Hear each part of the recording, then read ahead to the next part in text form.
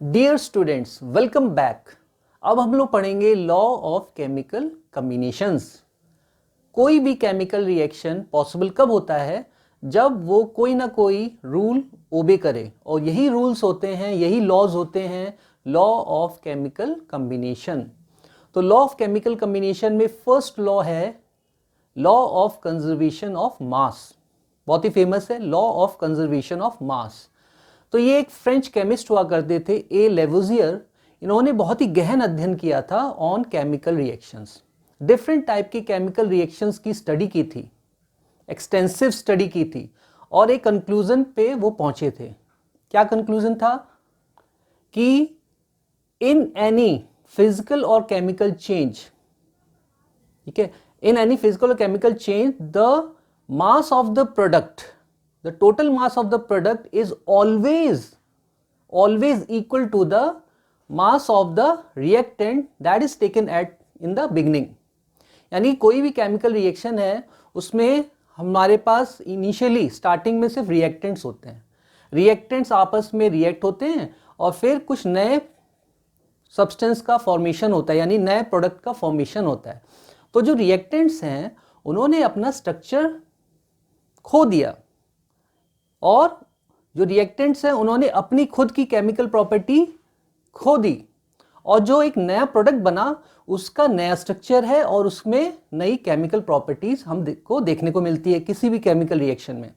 तो यानी कि ड्यूरिंग एनी फिजिकल और chemical change the total mass of the product is always equals to the total mass of the reactant that is taken in the beginning. This is simple law of conservation of mass. यानी कि मास ये कब possible है, इस तरीके का कब possible है कि रिएक्टेंट का मास और प्रोडक्ट का मास इक्वल होगा हमेशा किसी भी केमिकल रिएक्शन में? ये तब पॉसिबल है जब हम बोल सकें कि matter can neither be created nor destroy. Matter can neither be created nor destroy, यानी कि सिर्फ वो एक फॉर्म से दूसरे फॉर्म में चेंज हो। मैटर का कुछ मास होता है, तो यानी जब मैटर ना तो बना है ना डिस्ट्रॉय होगा, यानी कि उसका ना तो मास बनेगा ना तो मास डिस्ट्रॉय होगा, यानी कि कंजर्व ही रहेगा हमेशा।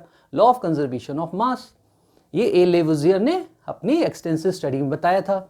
जैसे कि फॉर एग्जांपल हमने लिया कैल्शियम कार्बोनेट CaCO3। मार्बल के छोटे छोटे पीसेस होते हैं, संगमरमर, वो होता है कैल्शियम कार्बोनेट।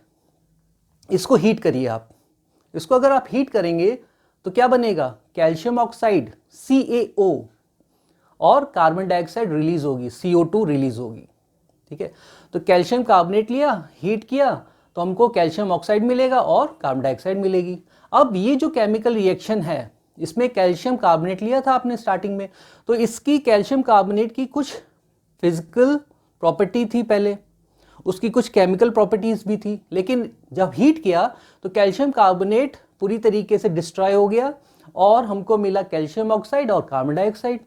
जो कैल्शियम ऑक्साइड और कार्बन डाइऑक्साइड है, इसकी खुद की एक नई प्रॉपर्टी होगी, केमिकल प्रॉपर्टी, और स्ट्रक्चर भी डिफरेंट होगा, फिजिकल स्ट्रक्चर। यानी कि एक केमिकल रिएक्शन है, इसमें फिजिकल चेंज भी हो रहा है और केमिकल चेंज भी हो रहा है। तो यहाँ पे कैसे कंजर्वेशन ऑफ मास है? तो इसके लिए हम लोग क्या लेंगे? ग्राम मॉलिक्यूलर वेट, क्योंकि ये मॉलिक्यूल्स है, कैल्शियम कार्बोनेट, कैल्शियम ऑक्साइड और कार्बन डाइऑक्साइड, ये सब मॉलिक्यूल्स हैं। ठीक है, तो यहाँ पे हम लोग क्या लेते हैं? ग्राम मॉलिक्यूलर मास। तो यहाँ पे अगर हम लोग 100 ग्राम ऑफ कैल्शियम कार्बोनेट लेते हैं, 100 ग्राम ऑफ कैल्शियम कार्बोनेट, तो उसको हीट करेंगे तो हमेशा हम लोग को क्या मिलेगा? हमको मिलेगा 56 gram of calcium oxide and 44 gram of carbon dioxide. ये हमेशा हमको मिलेगा, ऑलवेज। ये according to law of conservation of mass है। कैसे समझा? यहाँ पे हम लोग कैल्शियम कार्बोनेट का जो मास है वो फाइंड करेंगे, मॉलिक्यूलर मास, ठीक है, इन ग्राम्स, क्योंकि हम लोग हमेशा कैलकुलेशन पर्पज से हमेशा क्या रखेंगे? In gram molecular mass. Molecular weight जो होगा ग्राम में ही हम लोग डिफाइन करते हैं, क्योंकि हम लोग फिजिकल वर्ल्ड में रह रहे हैं। तो यहाँ पे हम लोग कैल्शियम एटम का जो मास होता है वो होता है 40, तो उसको ग्राम में लिखेंगे 40 ग्राम। ठीक है, और कार्बन का मास कितना होता है? कार्बन का होता है 12, और ऑक्सीजन, ऑक्सीजन का होता है 16, लेकिन ऑक्सीजन यहाँ पे 3 ऑक्सीजन है, तो ये हो जाएगा रिएक्टेंट का जो मास हो जाएगा, रिएक्टेंट जो मॉलिक्यूलर कैल्शियम कार्बोनेट उसका मास हो जाएगा 40 प्लस कार्बन का 12, 40 प्लस 12 प्लस 3 ऑक्सीजन है, 3 इंटू एक ऑक्सीजन का 1 ऑक्सीजन एटम का 16, तो 3 इंटू 16। अब इसको आप कैलकुलेट कर लीजिए तो 100 ग्राम आएगा। इसको हीट करेंगे तो कैल्शियम ऑक्साइड मिलेगा, कैल्शियम ऑक्साइड प्रोडक्ट है, तो कैल्शियम अगेन 40 प्लस ऑक्सीजन 16, ठीक है, तो इसको आप टोटल करिए तो आपको 56 मिलेगा। उसके बाद कार्बन डाइऑक्साइड CO2, कार्बन का 12 प्लस 2 ऑक्सीजन है, 2 इंटू 16, तो हमको टोटल मिल जाएगा 44। और हम लोग देखेंगे प्रोडक्ट का जो टोटल मास है हो जाएगा 56 प्लस 44 दैट इज 100। तो इस तरीके से हम लोग ये बता सकते हैं कि जो लॉ ऑफ कंजर्वेशन मास है उसमें the total mass of the product is simply equal to the total mass of the reactant that is taken in a beginning. तो this is law of conservation of मास।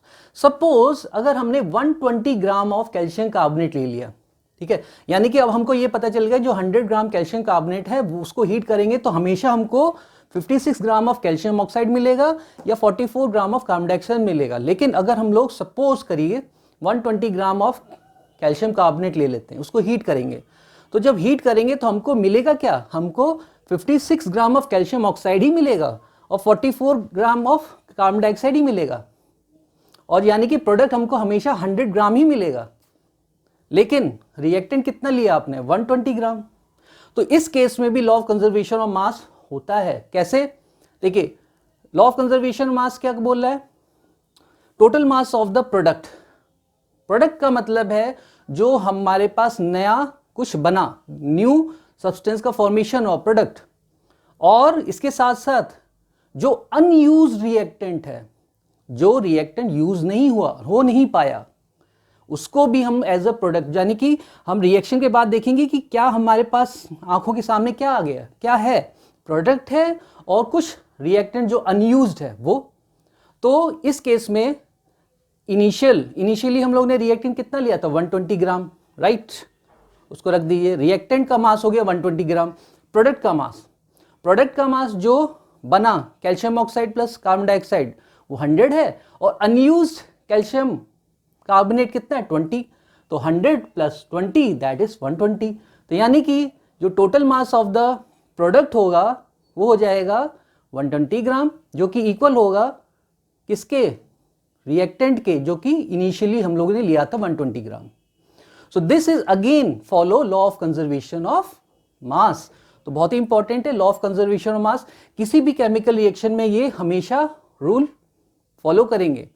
और ये जो chemical reactions होते हैं इसको हमेशा बैलेंस्ड वे में लिखा जाता है, बैलेंस केमिकल इक्वेशन लिखते हैं, जिसकी वजह से हम लोग बता सकते हैं law of conservation of mass. तो यहाँ पे हमको ये पता चल रहा है कि लॉ ऑफ कंजर्वेशन ऑफ मास में क्या हो रहा है, ड्यूरिंग एनी फिजिकल और chemical change matter can neither be created not destroy. ठीक है, तो ये जो law of conservation of mass है ये लैब में ऑब्जर्व किया गया।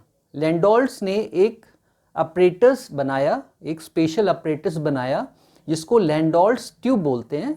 इसमें 2 टेस्ट ट्यूब को इस तरीके से कनेक्टेड कर दिया कि दोनों टेस्ट ट्यूब के जो केमिकल है वो आपस में मिक्स हो सकें इजीली।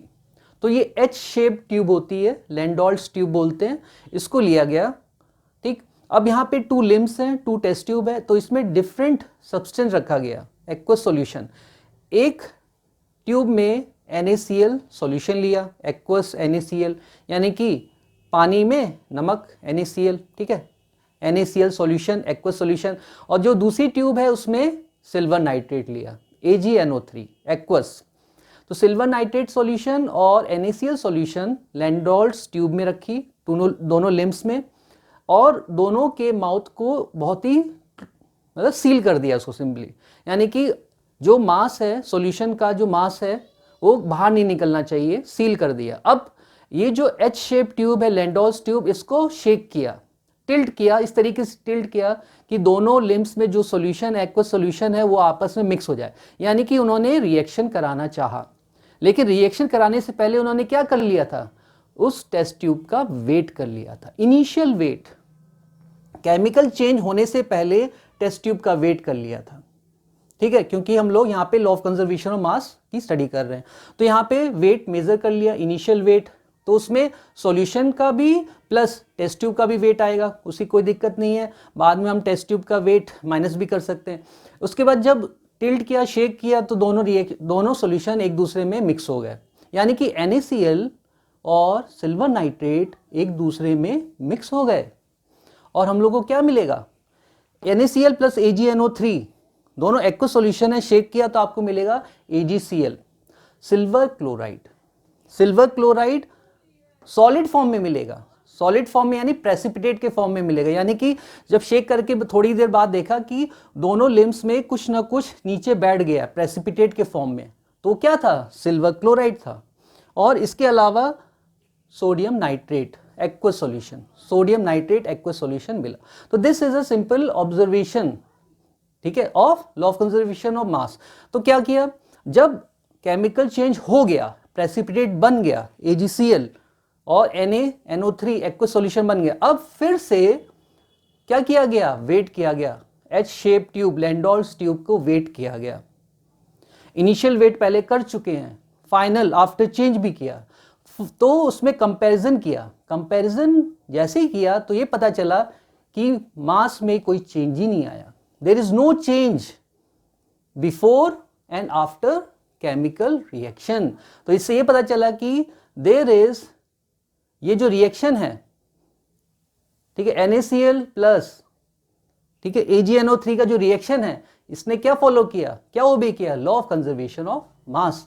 तो इससे कंफर्म हो गया कि कोई भी रिएक्शन हो, कोई भी केमिकल रिएक्शन हो, अगर वो बैलेंस्ड है तो वो हमेशा फॉलो करेगा लॉ ऑफ कंजर्वेशन ऑफ मास। इसके बाद हम लोग देखते हैं कि आजकल के टाइम में क्या law of conservation of mass valid है कि नहीं। तो एक्चुअली 20th सेंचुरी के स्टार्टिंग में आइंस्टीन ने ये बताया, ऑब्जर्व किया कि जो मास है, किसी भी मैटर का मास है, किसी भी बॉडी का जो मास है, वो एनर्जी में कन्वर्ट हो सकता है। और उन्होंने एक फेमस आइंस्टीन इक्वेशन बताई, E equals to mc², E energy, m mass, c is the velocity of light. ठीक है, जैसे हम लोग पुराने छोटे थे तो हम लोगों ने रामायण देखी थी, तो उसमें नारद मुनि जी क्या करते थे, ठीक है, एक स्थान से दूसरे स्थान प्रकट हो जाते थे, यानी कि वो अपनी बॉडी जो कि मास है उसको एनर्जी में कन्वर्ट कर लेते थे, और स्पीड ऑफ लाइट, जो लाइट की स्पीड से वन डिस्टेंस से दूसरे डिस्टेंस पे ट्रेवल कर लेते थे। लेकिन ये जो आइंस्टीन का जो रिलेशन है E इक्वल्स टू mc², ये सिर्फ और सिर्फ वैलिड होता है न्यूक्लियर रिएक्शंस में, nuclear fission and nuclear fusion reactions में। ये जो आइंस्टीन रिलेशन है, इक्वेशन, ये ऑर्डिनरी केमिकल रिएक्शंस में नहीं वैलिड है। तो यानी कि ये जो law of conservation of mass है, ये अभी भी वैलिड है only for ordinary physical and chemical reactions और change. Next law is law of definite proportion या कांस्टेंट कंपोजिशन। तो ये जो लॉ है, ये केमिकल कंपाउंड्स के बारे में बताया गया। तो इसके according for any given chemical compound, ठीक है, for any given chemical compound it contain exactly the same proportion of elements by weight. तो ये जो लॉ है, लॉ ऑफ डेफिनिट प्रोपोर्शन, ये एक फ्रेंच केमिस्ट थे प्राउस्ट, उन्होंने कंपाउंड्स की स्टडी की, कंपाउंड्स का जो कंपोजिशन है उसकी स्टडी की, और ये पाया गया कि कोई भी केमिकल कंपाउंड है उसमें एलिमेंट्स जो है वो हमेशा सेम पाए जाएंगे, एलिमेंट्स सेम पाए जाएंगे, और उन एलिमेंट्स में जो रेशियो होगा, यानी कि उन एलिमेंट्स का जो रेशियो होगा आपस में, वो हमेशा डेफिनेट प्रोपोर्शन होता है, डेफिनेट रेशियो होता है। तो ये लॉ ऑफ डेफिनेट प्रोपोर्शन या कांस्टेंट कंपोजिशन बताता है। Okay, simple, for a given compound, chemical compound, it contains exactly the same proportion of elements by weight. जैसे कि वाटर H2O, तो वाटर जो है उसमें एलिमेंट्स हाइड्रोजन और ऑक्सीजन है, ठीक। अब जो वाटर है आप चाहे कहीं से भी ले लीजिए, किसी भी सोर्स से आप वाटर ले लीजिए, चाहे आप ट्यूबवेल से ले लीजिए, चाहे कुएं से ले लीजिए, रिवर से ले लीजिए, ठीक है, स्प्रिंग्स, झरने, रेन वाटर, यानी कि प्योर वाटर होना चाहिए, कहीं से भी ले लीजिए, कोई भी सोर्स हो, तो उसमें जो कंपोजिशन होगा वो हाइड्रोजन और ऑक्सीजन ही होगा, ठीक है। वाटर का जो कंपोजिशन होगा हाइड्रोजन ऑक्सीजन ही होगा, और जो हाइड्रोजन ऑक्सीजन होगा वो दोनों एलिमेंट्स एक डेफिनेट रेशियो में होंगे। जैसे कि H2O में 2 हाइड्रोजन 1 ऑक्सीजन है, तो 2 हाइड्रोजन, अब एक हाइड्रोजन का मास कितना होता है 1.008 एटॉमिक मास यूनिट, ग्राम में कन्वर्ट कर दीजिए 1.008 ग्राम, तो अप्रॉक्सीमेटली 1 ले लेते हैं हम। तो H2O में हाइड्रोजन का टोटल मास हो जाएगा 2 ग्राम, 2 हाइड्रोजन है 2 ग्राम, और ऑक्सीजन का कितना होता है 16, तो 2:16 रेशियो फिक्स्ड होगा, चाहे कहीं से भी ले लीजिए वाटर, कोई भी सोर्स हो।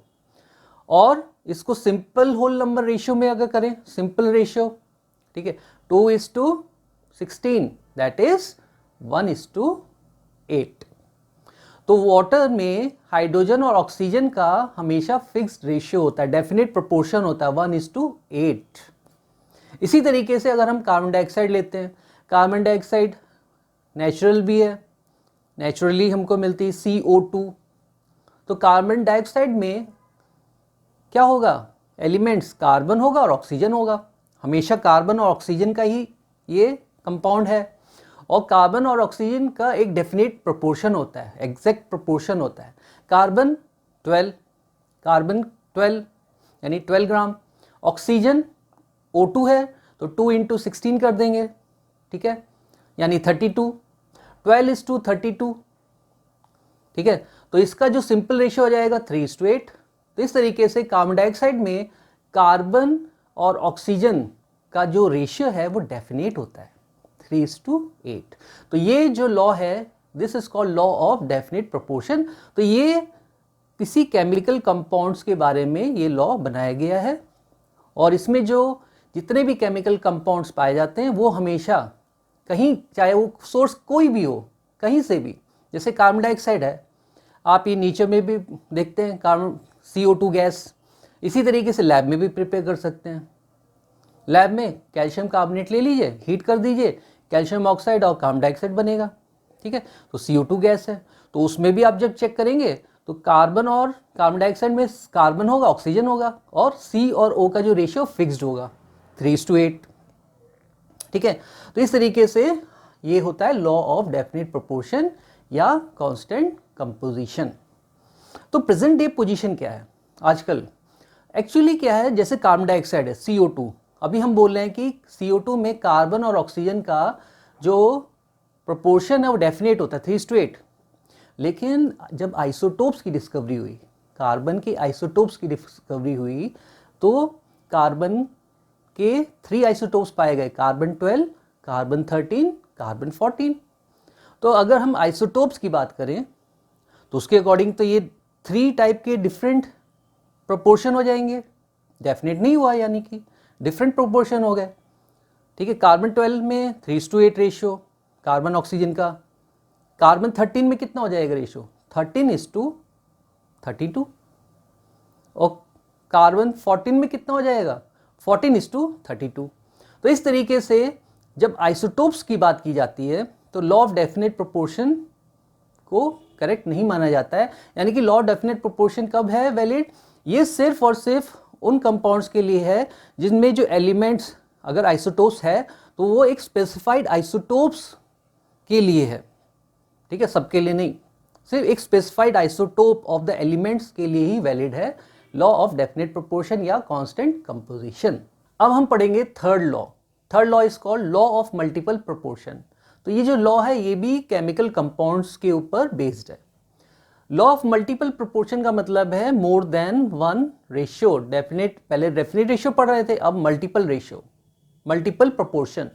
तो इस केस में अगर हमारे पास 2 एलिमेंट्स हैं और वो कंबाइन होके एक से ज़्यादा कंपाउंड्स बनाते हैं, उस केस में ये law of multiple proportion valid है, ठीक है। When 2 elements combine to form more than one compound, then the masses of one element which combine with the fixed mass of the other element. The masses of one element which combine with the fixed mass of the other element are in a simple whole number ratio. So this is called simple law of multiple proportion. यानी कि 2 elements लिए, वो combine हो रहे हैं, एक से ज़्यादा कंपाउंड बना रहे हैं. फिर वो जो 2 एलिमेंट्स है उसमें एक जो एलिमेंट्स है, अब देखिए हो सकता है कई कंपाउंड्स बना रहे हो, ठीक है, तो उसमें एक एलिमेंट उठाएंगे, उनके मासेस को चेक करेंगे, उनके जो मास है वो दूसरे एलिमेंट के साथ, यानी कि एक एलिमेंट के जो डिफरेंट मासेस हैं वो एक अदर एलिमेंट के फिक्स मास के साथ कंबाइन होने चाहिए, और वो जो डिफरेंट मासेस हैं फर्स्ट एलिमेंट के वो हमेशा होल नंबर रेशियो में होते हैं. This is a simple law of multiple proportion. तो इसको आप सिंपल एक एग्जांपल ले सकते हैं, N2 + O2 नाइट्रोजन गैस और ऑक्सीजन गैस का reaction. N2 + O2 nitrogen oxygen जब कंबाइन होते हैं तो एक से ज़्यादा कंपाउंड बनाते हैं, ठीक है. जैसे कि N2O means nitrous oxide, NO nitric oxide, NO2 nitrogen dioxide, N2O3 nitrogen trioxide, N2O5 nitrogen pentoxide. इस तरीके से 5 कंपाउंड्स बनाते हैं. ये नाइट्रोजन और ऑक्सीजन के साथ जब कंबाइन होगा, नाइट्रोजन ऑक्सीजन कंबाइन होंगे तो 5 डिफरेंट टाइप के कंपाउंड्स बनाते हैं, ठीक है. N2O, NO, N2O3, NO2, N2O5. अब यहाँ पे हम लोग नाइट्रोजन ऑक्सीजन का रेशियो देखेंगे, नाइट्रोजन ऑक्सीजन का रेशियो देखेंगे हर केस में, ईच केस में. तो यहाँ पे N2O के केस में, नाइट्रस ऑक्साइड के केस में नाइट्रोजन ऑक्सीजन का जो रेशियो हो जाएगा 28:16 होगा, क्योंकि हमको पता है नाइट्रोजन जो है, नाइट्रोजन का जो मास होता है 14 ग्राम, यानी कि 14 एटॉमिक मास यूनिट बोल लीजिए, ग्राम में 14 ग्राम. तो ये N2O है, 2 नाइट्रोजन, तो 2 × 14 दैट इज 28. ऑक्सीजन का होता है 16, तो 28:16. सेकेंड जो कंपाउंड है NO, उसका हो जाएगा 14:16. N2O3 नाइट्रोजन ट्राइऑक्साइड, इस केस में 2 नाइट्रोजन है, 3 ऑक्सीजन है, मल्टीप्लाई कर दीजिए, 14 × 2 और 3 × 16, 28:48 हो जाएगा रेशियो. इसी तरीके से NO2 में नाइट्रोजन और ऑक्सीजन का जो रेशियो होगा 14:32, 2 ऑक्सीजन है, 2 × 16 32. N2O5 नाइट्रोजन पेंटॉक्साइड, इसमें नाइट्रोजन ऑक्सीजन का रेशियो हो जाएगा 28:80. तो इस तरीके से हम लोगों ने मल्टीपल प्रोपोर्शन देख लिए. अब यहाँ पे हम लोग स्टडी क्या करेंगे, एक एलिमेंट लेंगे, उसको फिक्स कर देंगे. तो यहाँ पे हम लोग अगर नाइट्रोजन को फिक्स करें, तो नाइट्रोजन में हम लोग देख रहे हैं, नाइट्रोजन को फिक्स कर रहे हैं, फर्स्ट एलिमेंट नाइट्रोजन को फिक्स कर रहे हैं. तो यहाँ पे N2O, N2O3, N2O5 में 28 ग्राम है, यानी कि 28 ग्राम मास है नाइट्रोजन का. लेकिन NO और NO2 में 14 है. तो फिक्स करना है हमको, नाइट्रोजन को फिक्स करना है. तो हम लोग क्या करेंगे, NO और NO2 में हम लोग 2 से मल्टीप्लाई कर देंगे, ठीक है. हम लोग जैसे सिंपल कर रहे थे, सिंपल रेशियो ले रहे थे, ऐसे मल्टीप्लाई भी कर सकते हैं. तो NO में 2 से मल्टीप्लाई करेंगे तो ये हो जाएगा 28:32. सिमिलरली NO2 में भी 14:32 को 2 से मल्टीप्लाई करेंगे तो ये हो जाएगा 28:64. तो यहाँ पे हम लोगों ने एक एलिमेंट को फिक्स कर दिया, fix mass of the other element कर दिया 28 नाइट्रोजन. अब जो different masses of one element, यानी ऑक्सीजन के डिफरेंट मासेज हो जाएंगे 16, 32, 48, 64, 80. अब इसका क्या करेंगे, अब इसका रेशियो ले लीजिए, 16:32:48:64:80 रेशियो ले लीजिए, रेशियो होगा, और ये सिंपल होल नंबर रेशियो होगा. आप इसको सिंपलेस्ट फॉर्म में लेके आइए तो ये हो जाएगा 1:2:2:3:4:5. तो इस तरीके से ये law of multiple proportion represent कर रहा है. तो लॉ ऑफ मल्टीपल प्रोपोर्शन जो है, लॉ कब वैलिड है, जब 2 एलिमेंट एक से ज़्यादा कंपाउंड बनाते हैं, तब जो एक एलिमेंट है वो फिक्स हो जाता है, और जो दूसरा है वो डिफरेंट मास होगा. जो डिफरेंट मास होंगे वो हमेशा होल नंबर रेशियो में होते हैं. That is called law of multiple proportion. एक बार फिर से डेफिनेशन पढ़ लीजिए. When two elements combine to form more than one compound, then the masses of one element which combine with the fixed mass of the other element are in a simple whole number ratio. अब आपको ये याद हो गया. This is called law of multiple proportion. इसके बाद हम लोग पढ़ेंगे fourth law, that is law of reciprocal proportion. ये जो लॉ ऑफ रेसिप्रोकल प्रोपोर्शन है ये भी केमिकल कंपाउंड्स के बारे में है. तो इसमें हम लोग टू एलिमेंट्स लेते हैं. When two elements combine separately with the fixed mass of the third element. तो इसको हम लोग सिंपली एक एग्जांपल से समझते हैं. यहाँ पे हम लोग टू एलिमेंट्स लेंगे, उस टू एलिमेंट्स को अलग अलग थर्ड एलिमेंट जिसका फिक्स मास है उससे कंबाइन करेंगे. तो यहाँ पे हम एग्जांपल ले रहे हैं hydrogen and sulphur. Two elements है हाइड्रोजन और सल्फर, ठीक है. इसको कंबाइन कर रहे हैं fix mass of the third element यानी ऑक्सीजन से, ठीक है. तो यहाँ पे हम लोग क्या करेंगे, पहले तो हाइड्रोजन सल्फर को डायरेक्ट कंबाइन करते हैं. हाइड्रोजन और सल्फर जब डायरेक्ट कंबाइन होगा तो कंपाउंड क्या बनेगा, H2S हाइड्रोजन सल्फाइड. और हाइड्रोजन सल्फाइड में जो हाइड्रोजन और सल्फर का जो रेशियो है, डेफिनेट रेशियो बाय मास, वो कितना होगा, 2 हाइड्रोजन है तो 2:2 और सल्फर का होता है 32, 2:32. तो हाइड्रोजन और sulphur in H2S ratio is 2:32. Sulphur का 32 होता है, याद रखिएगा आप लोग. तो 2:32 इसको सिंपल रेशियो में आ जाएगा 1:16. तो 1:16 जो है वो डेफिनेट प्रोपोर्शन है, डेफिनेट प्रोपोर्शन बाय मास है किसका, हाइड्रोजन सल्फाइड का, जब हाइड्रोजन और सल्फर डायरेक्टली कंबाइन हो रहे हैं. तो इसको, इस रेशियो को अलग रख दीजिए बिल्कुल संभाल के. अब हम लोग रेसिप्रोकल प्रोपोर्शन पे आते हैं. तो उसके लिए थर्ड एलिमेंट की जरूरत पड़ेगी. वो थर्ड एलिमेंट का जो मास होगा फिक्स होगा. तो यहाँ पे ऑक्सीजन ले रहे थर्ड एलिमेंट, उसका मास फिक्स कर दीजिए. फिक्स मास यानी कि ऑक्सीजन का मास होता है 16. अब हम दोनों एलिमेंट्स को सेपरेटली कंबाइन करेंगे विद द थर्ड एलिमेंट. तो जब हाइड्रोजन ऑक्सीजन के साथ कंबाइन होगा तो क्या बनाएगा, वाटर H2O. और सल्फर जब ऑक्सीजन के साथ कंबाइन होगा तो क्या बनाएगा, SO2 सल्फर डाइऑक्साइड. अब आप क्या करेंगे, H2O में रेशियो देखेंगे H और O का, H:O. हाइड्रोजन ऑक्सीजन का रेशियो इन वाटर कितना होगा, H2O 2:16, 2:16.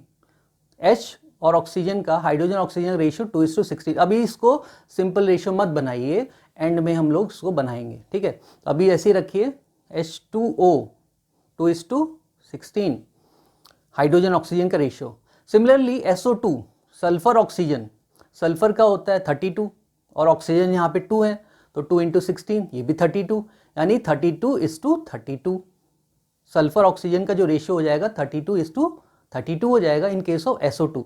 यानी कि सेपरेटली जब कंबाइन हो रहे हैं hydrogen sulphur with the fix mass of the oxygen, तब HO का जो रेशियो है वो कितना है, 2:16 और S और O का रेशियो है 32:32.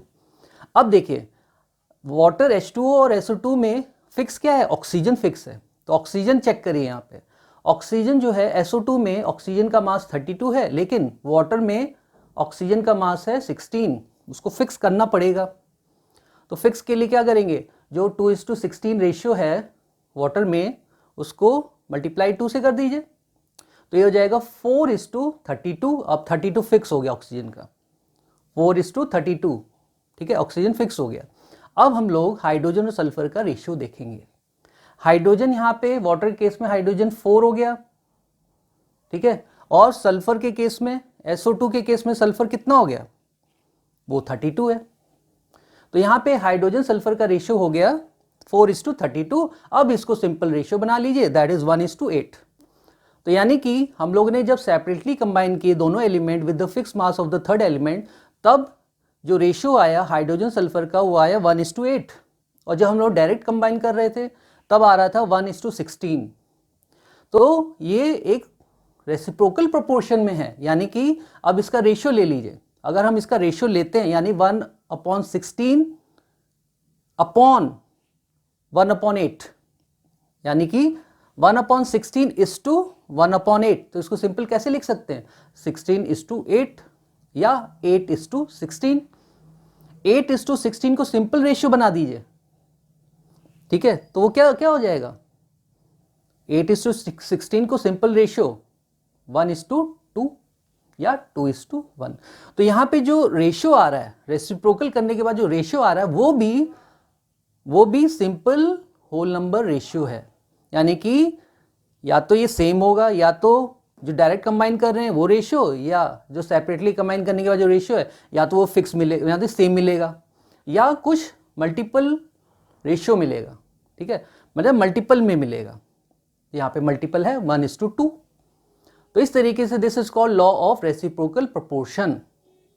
तो इसकी अब डेफिनेशन अब आपको समझ में आ जाएगी। When two elements combine separately with the fixed mass of the third element, then the masses in which they do so are just a same or some whole number multiple ratio of their masses when they are combined directly. This is simple law of reciprocal proportion.